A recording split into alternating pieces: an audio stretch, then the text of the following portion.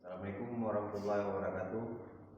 Perkenalkan, nama saya Saiful Akbar. Saya dari Teknik Elektronika Industri. Saya akan mendemokan alat saya, tugas akhir saya, yaitu starting bintang delta berbasis Arduino Mega 2560 dengan menggunakan Ethernet Shield.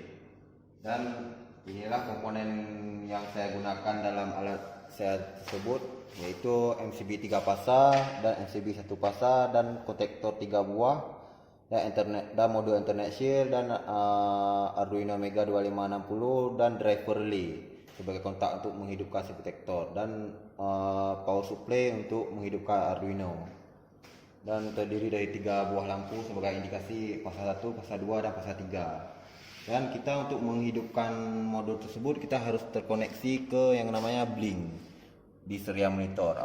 Apabila terkonek maka baru bisa kita tekan tombol on off pada smartphone dengan aplikasi Blink, yang dimana akan saya tekan tombol hidup, bahwasanya lampu indikasi merah akan hidup sebagai modul starting awal, dan selama 5 second hiduplah delta,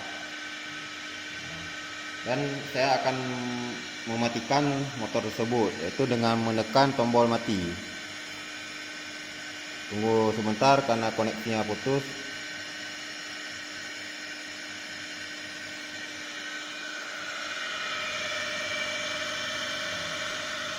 Dan saya akan menekan tombol mati untuk mematikan motor.